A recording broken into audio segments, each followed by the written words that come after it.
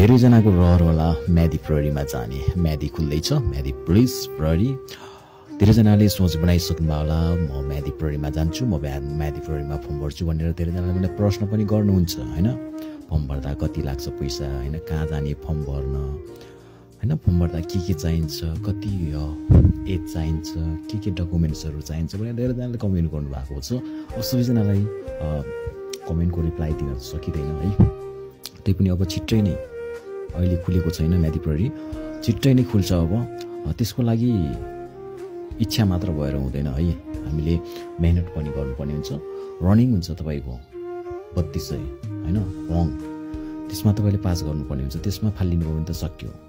त्यसैले आजै बिहानैदेखि साँझैदेखि रनिङको लागि प्र्याक्टिस गर्नुहोस्।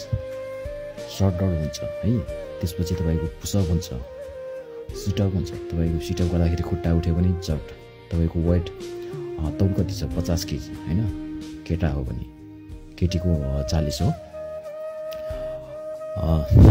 तपाईँको हैन फिजिकली रूपमा तन्दुरुस्त हुनुपर्छ तपाईँले हैन। बोल्दाखेरि अलिकति वाक्य भने त्यहाँ पनि फालिन्छ। छिट्टै नै अब खोल्दैछ। आफूलाई परिपक्व बनाउनुहोस् रनिङदेखि लिएर। सुरुमा त रनिङ हुन्छ तपाईँको, रनिङमा फालिनु भने त सक्यो कि तपाईँले हैन। त्यसैले रनिङमा जोड दिनुहोस्।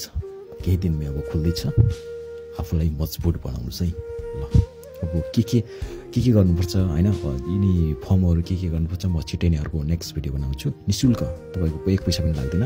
अलिअलि त खर्च भइहाल्छ है, तर निःशुल्क हो। अब कहाँ फर्म भर्ने भन्ने धेरैजनाको जिज्ञासा बनिरहेको छ। नजिकको तपाईँको कुन जिल्लामा बस्नुहुन्छ, नजिकको जिल्ला प्रशासनमा हैन, जिल्ला प्रहरी कार्यालयमा नजिकको छेउमा गएर तपाईँले हैन, त्यहीमा गएर फर्म भर्न सक्नुहुन्छ।